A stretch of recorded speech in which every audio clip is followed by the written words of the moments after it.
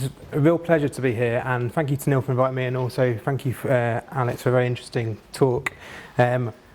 What many people don't realise is actually I think there's 2.5 million veterans in the UK, so actually that equates to 1 in 20 of your patients being a veteran, so that's something to bear in mind. So a bit about myself. I'm an A&E doctor by trade, working in the Royal Navy. As Neil said earlier, I work up in London, working in an A&E department, but I'm also the co-chair of Compass, which is the Naval Service's Sexual Orientation Gender Identity Network.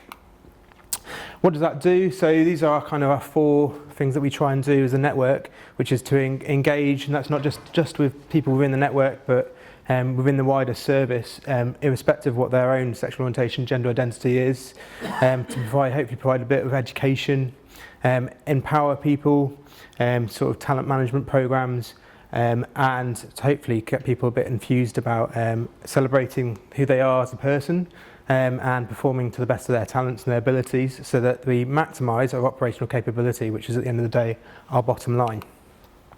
A little bit about our history. So going back only 2 decades ago, you could not be lesbian, gay or bisexual in the armed forces, and indeed trans wasn't even really thought about. So the first out trans person in the military was 20 years ago, and then in 2000 the ban on lesbian, gay and bisexual people serving was lifted, and that was lifted following a European Court of Human Rights appeal, which basically told the UK government they had to lift it. So if you imagine, we've got an organisation where effectively it was institutionally homophobic and biphobic, and would be transphobic if they knew what trans was, and suddenly they've been told, no, we must accept them. And indeed, when the ban was lifted, so it was lifted on the 12th of January 2000, and I'm also from my trade, I'm a submariner, so been on deterrent patrol, nuclear deterrent patrol, and the boat that was on deterrent patrol at the time, a signal came in to, and what happens on submarines is all signals that come in get read by the captain first, and the captain read the signal and went and locked himself in his cabin. And essentially what happens is, on deterrent patrol, you've got a submarine on patrol, and it gets relieved by the next submarine to come out, and then it comes off patrol. Which is why 50 years we're celebrating continuous at-sea deterrent.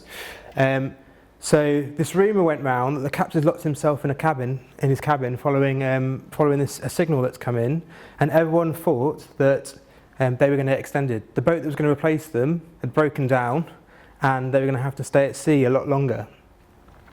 About 6-7 hours later, the captain made a main broadcast, like a PA system around the submarine, to tell, and it was like, ladies and gentlemen, gentlemen just then, because we didn't even have women,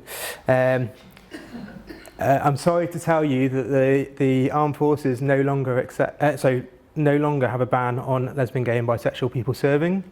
And there was a massive cheer around the submarine, because they thought they were getting extended, and and actually they were just having people whose sexual orientation was different to some of theirs. And in fact, let's be honest, before 2000 there were people who were lesbian, gay and bisexual serving in the military as well, just they couldn't be honest about what they were to each other, and so they were spending half their time thinking about, I don't want to get outed, and there were quite horrific police investigations. You know, the Royal Navy Police, Royal Military Police would actually do undercover investigations in gay bars, that kind of thing, to try and find these people. So within 2 yeers of it being announced, the first forum was set up, and it was set up by a couple that were in the RAF, and it was external to the military, so the military had no control over it, called Proud to Serve. It was like an online forum, so that if you were LGBT in the forces, you had somewhere to go to talk to other people that were LGBT in the forces. And from that, established some social events, essentially. So you used to have a quarterly social in London, because you imagine the military is dispersed all around the country. So it was really good to be able to get together with other people that shared some common experiences. And following on from that, the Royal Navy set up their first LGBT forum in 2004, which was, instead of being outside the wire, it was inside the wire, by a guy called Lieutenant Commander Craig Jones. On the back of that, the Royal Navy hosted the first LGBT conference, which took place in Amport House, and we did invite the Army and the RAF to come along as well. We're not too mean. We also managed to persuade the Navy to join Stonewall as a diversity champion. And indeed, we were also entered into the first ever Stonewall Equality Index, which we did make the top 100, but I think there was only 138 people, 138 organisations in there, so it wasn't too much of a challenge. But fortunately, we've been in the top 100 since then. So this year we placed 15th in the Workplace Equality Index out of 460 odd companies, so that's pretty good going. We have some other things celebrating. So Craig Jones, which I talked about, who set up the network, he married his partner on HMS Warrior, or not married, civil partners, in 2006. So that was the first kind of, just as the civil partnerships were allowed. We led Euro Pride, which was in London in 2006, as the first military in the world to march in uniform at a Pride event. Move on a couple of years, and we allowed the Army and the RAF to join us, or rather their command system allowed them to join us. We were actually ranked, so the Hague Convention ranked us second in the world for LGBT. And we mustn't forget that we work with several nations around the world where they're still back at this sort of stage. So it's about how we integrate that culture with their cultures. Moving on, we renamed our network from being Royal Navy LGBT Network to being Compass. The reason being that, we'll come on to this, essentially, you can end up being a bit of an alphabetical soup of lots of people, lots of different identities, and we wanted to make sure that the network was all inclusive. So it is now a sexual orientation and gender identity network, so if you're straight, you're also welcome to join. And we do have straight allies in that network, so I'm really pleased to hear that you've got straight allies as well. In 2015, we were very pleased to win a Pink News Public Sector Award, which we again won last year.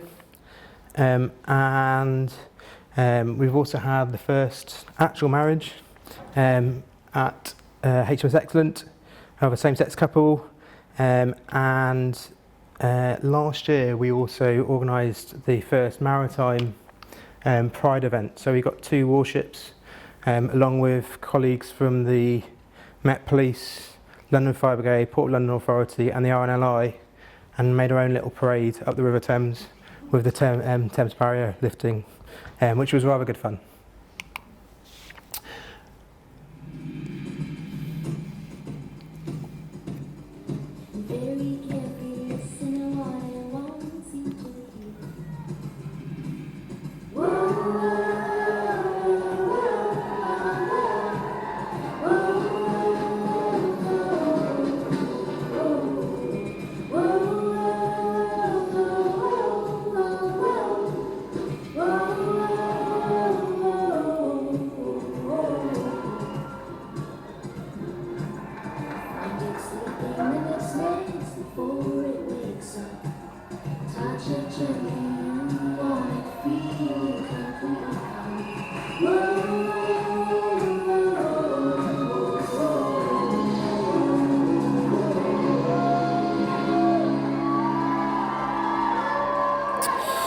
So that video was our time at Pride in London last year. which includes a little bit about the parade on the river, but also the main parade itself.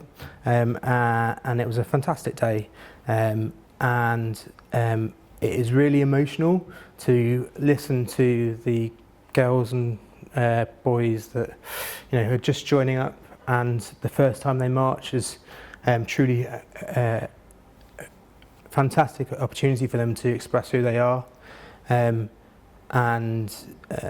It's you listen to some of them, so some of the friends that I have from the network, and a lot of them actually join the military not realising what their own sexual orientation is, and they found that being in an inclusive organisation, they're able to come out to themselves as well as to come out to other people.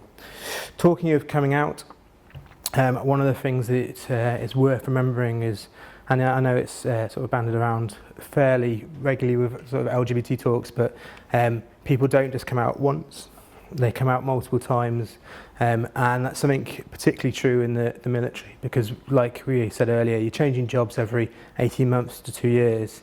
Particularly in the Navy, you go to a different location, go on a different ship, and you've got to come out all again. So it's really important for us to have that support network there, to make sure that if anything does happen, they've got support to help them. Talking about who we actually support, so I talked about the Compass being the Sexual Orientation Gender Identity Network for the Naval Service, so it's not just the Royal Navy, so Naval Service, the Royal Navy, Royal Marines, the Royal Fleet Auxiliary, and also the Maritime Reserves. We don't cover currently veterans or cadets, but we do work with both the Royal Navy Association and the Royal British Legion support veterans, and also with the Sea Cadets and the Combined Cadet Force and Sea Scouts to develop their own networks. We talked a little about the confetti soup, so I would open up to the audience if try and get some audience participation, and see how many of these letters we can list off. So, anyone idea what the L stands for? Lesbian, yeah. G. Okay. B. Y. T. Yeah. Or transgender. Or the other T. It's just trans. I forgot what it is myself. 2 seconds, I'll come back to that one. The Q. Queer, yeah, and the other Q. Questioning. I. Intersex. A. Yeah, A. Agender. And P is pansexual. I'll come back to the other T. It's completely gone out of my head. But as you can see, there's a wide range and of different identities that people belong to, and it's important to remember that, because my experience as a gay man in the forces may be completely different to someone who identifies as agender or asexual or indeed any other letters. So it's really important to take the time to actually try and learn from other people's experiences. Sorry, is it transitioning? It's not transitioning. I think it is. I'll come back. I'll remember. I will remember it. And gingerbread poster. So we've actually got a gingerbread poster, but you wouldn't be able to really see it on the screen. So just nicked the original one. And the way we sort of describe this now is essentially you've got 4 lanes in a swimming pool. So your first lane is your sort of sexual characteristics, i.e., what society would say what a boy and what makes you a girl, in terms of your genitalia. Second swimming lane is your gender expression, so that's how you express yourself. The third swimming lane is your gender identity, so it's how you perceive your own gender to be. And your fourth lane is your sexual orientation, okay? And each of us has got each one of those 4, okay? And it's really important to try and not confuse the 2. Confuse the 4, sorry. So you quite often find that people kind of somehow link gender identity to sexual orientation, or gender expression to sexual orientation, or indeed gender expression to gender identity. You can be, any of the range in all of those 4 swimming lanes. They do impact on each other, so if you identify as female, you may want to dress and express yourself as female. Equally, you could identify as female and want to still dress as a man. That's perfectly acceptable. Conclusion, why bother? Firstly, there's the legal case, so we have to do it. So the Equality Act 2010, which gives you the 9 protected characteristics, which we can't, without justifiable cause, discriminate against. So that is the legal case, and indeed, as a member of the public sector, we have an enhanced duty within the Equality Act, so public sector duty to go above and beyond what the Act tells us to do. From a recruitment perspective, again, I'm going to open up to the audience. So according to a YouGov poll in 2015, how many 18 to 24-year-olds describe themselves as totally straight? So if we have hands up for A, 2.9%. Hands up for B, 23%. Hands up for C, 38%. D, 54%. And E, 85%. We haven't quite got to 85%, but it's actually D, so it's 54%. So that means, particularly for the military, so our target recruitment age is 18 to 24. So for us to actually get people through the door, we need to ensure that we are going to be an inclusive organisation for them when they get into the organisation, and where they can thrive and be themselves and grow and develop. A women's place. I decided it was up to me where that was, and it was in the Navy. Yep, yep,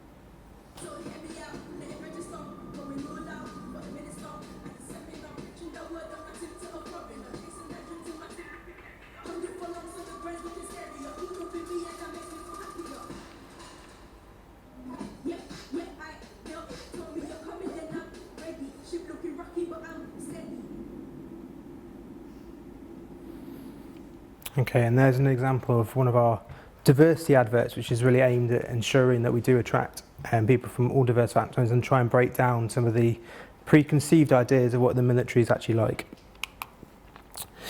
There's also a business case. So this is from the McKenzie Report, where for every extra 10 cents, sorry, it's American, it's spent on gender diversity, there's a 2.4% increase in profits. Now obviously that's for a commercial organisation where they are trying to measure how their success from how much profit they create, but you can equally, when you look at the studies from Harvard, transfer that across to public sector organisations, which aren't necessarily about making money but about being efficient, helping people to be their best, so that they perform better. To give you an example of that, so this is the Grande America, which caught fire. It's a cargo ship, caught fire off the Bay of Biscay earlier this year, and HMS Argyle was just on her way back from being in the Middle East, and came to their rescue. And there's several people up for awards of bravery, of getting all the crew. We managed to save all the crew from the burning ship on there, and something like half of the people that were put up for bravery awards were in the LGBT plus spectrum. So it really demonstrates that actually this is our bottom line, that we need people to be able to perform, and part of them being able to perform is making sure they can be themselves at work, and if they want to be open about their sexual orientation and gender identity. There's of course always a moral case, so I'm going to hand over to a few of the guys from the network who are going to talk about why we go to Pride.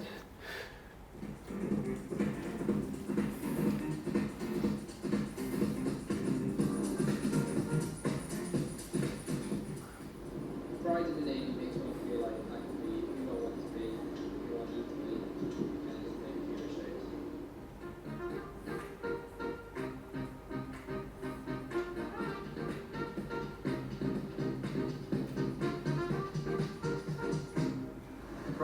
see, because in the UK, we are a tolerant society, but that's not the case around the world. This is why Pride matters to me. So long as people are being bullied, victimised or excluded for their sexual orientation or gender identity, Pride matters.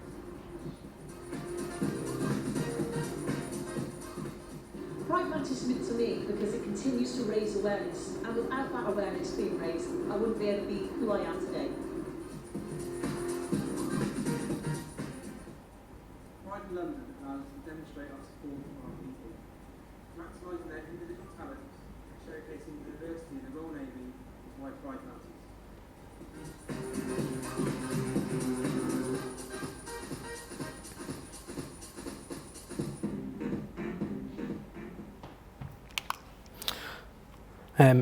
And we talked a little bit earlier about going from equality and diversity, which is what it's sort of all this was called back in around about 2000 when the ban was lifted, to being diverse and inclusive. So the Navy was the first to change over, and we're very proud of that. But what actually does it mean to be inclusive? Okay, and it actually is all about all of these things. So you need to ensure you have an inclusive climate and inclusive leadership. You need to have the education in place to ensure that people understand other peoples and other people, the groups that people belong to, so they can be supported. You need to have inclusive policies for recruitment and retention. You need to ensure that the research is there as well. So making sure that we support individuals by researching their needs, and also about community engagement. So it's fabulous to hear that you're doing some fantastic work with community engagement. We are very proud to go out. So talking of our Pride event on the Thames earlier last year, before we did the little parade, we actually took some LGBT plus youth organisations onto the river as well. And it's really moving, I think, as a gay man, to see how things are progressing. So when I was at school, certainly you could not be openly out, whereas now it seems much more common, and that can cause challenges because teachers and all the rest of it need to be able to support the individual, but it's fantastic to see progress. Of course, I'm not just a gay man. These are some of the other things I would talk about myself. So I think it's also important to remember that the sort of the 9 protected characteristics are not the only thing about you, and so hopefully people don't just see me as there's the gay man. And lots of these things are important to me as an individual, and some of them are protected characteristics, but some of them aren't.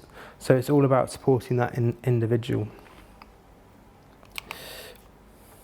I'm going to end on some of my top tips. These are my mantras in life. So don't worry about things, worry about people. So if you worry about the people in the organisation, then actually the things will sort themselves out.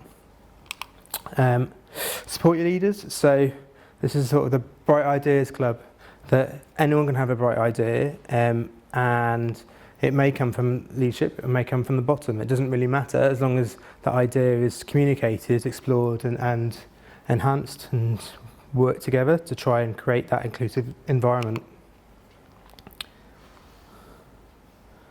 Ooh. This is where the presentation stuck. Okay. Beware of your unconscious biases. So we all have unconscious biases. It's part of being human. And it sort of demonstrates, everyone in this group of pictures is gay, but it could equally be bi or trans, and you wouldn't necessarily think of a Muslim people and think, oh, he could be gay, or you wouldn't necessarily think of an astronaut or a football team or a vicar as being potentially that could be gay or not. So knowing your unconscious biases means that you can ensure that you're aware of them, and actually challenge yourself which can be quite powerful to challenge yourself as, why did I assume that person was straight? Or why did I assume that person was gay because they're effeminate? Communicate. So this is probably the thing that anytime we have a ship that crashes, which obviously is hardly ever, communication, the investigation always brings on communication, and it's the same in any organisation. I think, any plane crash, anything that ever happens, it's always like we could have communicated better. So it's an easy thing to say, oh yeah, let's communicate more, but actually think about how you're going to communicate and what is your key messages that you want to get across. So you were talking earlier about people on the wards, whether they know about a network. And you raised a really interesting point that actually they wouldn't necessarily know, but just sending a communication out about like the Armed Forces network might not necessarily help them, whereas if they had a leaflet with all the different contacts for all the different types of networks that could help, then that may be more effective. Share and learn. So as Neil said, steal the ideas of everyone else. Ideas, we don't have a monopoly on ideas. We're quite happy to share anything that we do with other organisations, and that saves you having to reinvent the wheel. And equally, we hope to share ideas from you. We talked about engaging already, but engaging, collaborating. So think about other organisations that you have in your region, other NHS organisations. Maybe engage with partners that aren't necessarily in your region, and think about how you can work together and develop joint policies or joint ventures or joint events. Knowing your audience. So this can be quite a challenge in terms of if you are starting from scratch. With say some of the nurses on the ward or some of your doctors or even your porters and those kind of things, if they might not have the knowledge to start talking about like lots of different things, the intricacies of sexual orientation, gender identity straight away, you might have to start at the basics, but equally you might not. So the best thing you can really do is ask them, what do you know about it? And try and engage them so that you can help support them. I know from my experience in the military, senior officers seem to worry quite a lot about going to events that are LGBT+, because they'll go, what if I say the wrong thing? And being politically correct can be fraught with danger. However, what I would say to them is that actually most of the time people don't mind if you make a mistake, because we're all human, we can make mistakes, we can misgender someone by accident. That's not a problem. If they then point it out to you and then you continue to misgender them, then that's the problem. So making the mistake is fine as long as you learn from that mistake. And they're sort of my top tips in life. And I'd like to open the floor up to any questions. Go ahead. Yeah. But I've got two little ones. One, first of all, thank you for your presentation. Like your organisation, we were in the top 100 in 2005, but unlike yours, we've been in, out. So how have you managed to have that consistency? And then something that we sort of struggle with just to do the right thing by our staff is our colleagues who would identify as gender fluid. So how do gender fluid people within the armed services, how are they able to be themselves? Perhaps it's an even more binary reference than the NHS. Sure. So take the first question first of all. So how have we managed to stay in the top 100? I guess the important thing is to not rest on your laurels. So there's always progress, there's always new things. So the way the Stonewall Workplace Equality Index works, for those who don't know, essentially you get, I think there's 9 chapters, lots of different questions, and you get rated on your answers essentially, and you've got to provide a certain amount of evidence to demonstrate that what you're telling is the truth. And that works on a 3-yearly cycle, so you get the same questions for 3 years, and then they change, they update them, and those kind of things. So essentially, doing it year on year will help you more, because take it the first year, you'll see when from your feedback why you scored the way you did, and then actually how can we get the points that we didn't get, and allow us to progress as an organisation. I think the other thing to remember though is that it's not all about the equality index. At the end of the day, it's a tool for benchmarking and see how you're doing as an organisation, but you've always got to keep in mind the bottom line and actually why are we doing this.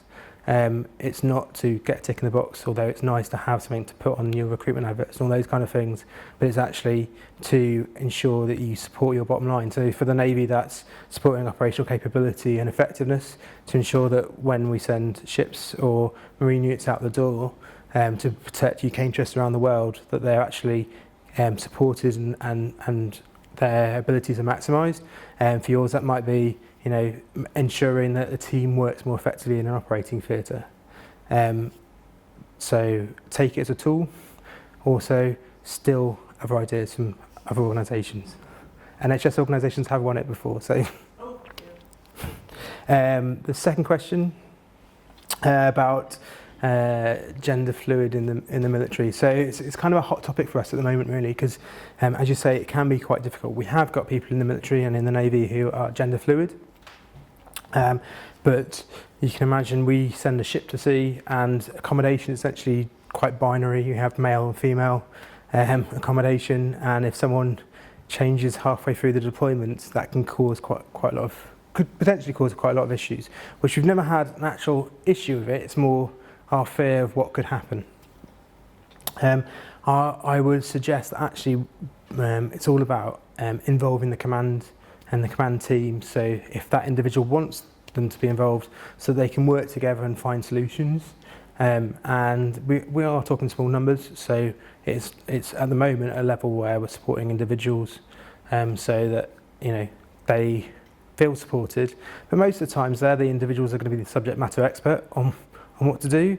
They'll have probably been thinking for a solution for the last 20 years, whilst they've been thinking about joining the service and then going to sea. So actually, they've probably got some ideas of how to sort out their own issues themselves. So try not to be authoritarian and be like, right, this is how we're going to do it. Actually go, how would you like us to do it? Thank you. As part of your inclusion, you have an education programme. Can you tell us a bit about that? So we actually have several sort of education programmes, and we try and do, it's talks like this is, we try and do things like lunch and learns in different teams, so that, for example, we had a mental health forum where we got five of our members and a nurse from our Defence Community Mental Health team to talk about their own mental health journeys and sharing that experience and being open about it. One of my top tips for it, though, is to try and look for that hook that will get people to come in, because quite often people see LGBT events, and if they don't identify as LGBT, though, it's not for me, unless they're really passionate allies, which of course are always welcome. So we're trying to do things like, we've got a comedian that's going on, a famous comedian, I can't tell you who it is, but we've got a famous comedian who's going on a ship who happens to be gay, who is going on a ship in 2 weeks' time. So actually, that's the hook of actually, they're not coming because it's an LGBT event, and they're coming because it's a comedian that's off the TV. So try and gain that, and that's where I think also, if you're working with other organisations and collaborating, you can kind of get those hooks more easily, because if there's loads of organisations in Sussex that want to put on an event for mental health, if you join together or put a bigger event on for mental health for LGBT people and get a big speaker to come in, then it works, rather than all individually doing their own little things. Any other questions? With the education programme, is it compulsory for everyone in the Navy to have some sort of education about LGBT So we have essentially, so we have annual D&I training. Essentially how it works is when you join, you do what's called phase 1, where it's like basic training. You get an introduction to D&I then. And then on an annual basis you have to maintain and stay in date for your D&I tick, a bit like your mandatory training you do in the trust. We have used to, when it was first established, used to be a video that you had to watch, and it was mandated, and it was like, you have to watch this video, and then there was someone who had to stand up, give a presentation, but they had to say word for word the script of the presentation. They were not allowed to deviate from it, and essentially it was all about keeping the Navy out of employment tribunals. So if someone brought an employment tribunal, we can say, well, look, they held training. Whereas we've actually progressed a little bit more now. So we do still have a video, a 5-minute video at the start of D&I training, but they have a selection of sort of 18 different topics, and it's more about discussions and finding out what people think about things and exploring how things can be improved. So on each ship, submarine, or an establishment, we have something called a EDIA, which is an Equality, Diversity and Inclusion Advisor. It's an additional role, so it can be anyone on board, so it could be a chef on board, could be the EDIA, and they can then choose which of those training is going to be most appropriate. So for example, if you had a problem with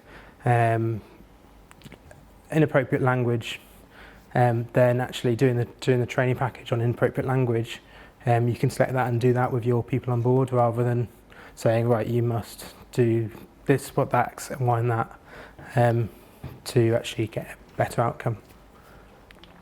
As a medical education, is there anything that you deliver specifically in your own teaching? So I'm an EDIA for the Navy, so I do diversity inclusion training within unit, but not specifically within like medical education, if that makes sense. That's kind of separate. And do patients that identify, do they feel supported when they're being cared for? Do you think there is a gap there? So I think that there is potentially a gap. I think the way I would see it is the military kind of back in 2000 was institutionally homophobic or transphobic, and suddenly we were like, oh, we're not allowed to be that, so now we're going to be the best at this, whatever we do. Whereas I think the NHS struggles a little bit because it's actually, it's kind of like a big tanker where it's really difficult to make it turn. And what I said when I gave a talk a couple of years ago to guys in St Thomas's Hospital, and actually what you have to remember is the NHS isn't a big tanker, it's actually a flotilla of small little ships, because you've got all your little trusts, or even go down further like your GP surgeries and like your wards or whatever. And actually if on a ward, if one ward has a really proactive message and actually does something really well, that will spread to the other wards, and they'll start copying it. When the whole hospital starts doing it, the hospital down the road is going to start going, well, why are they getting really good reports from their CQC when we're not? What are they doing that we're not? What can we copy? And I think that's how to really get the NHS to try and improve things. Any other questions?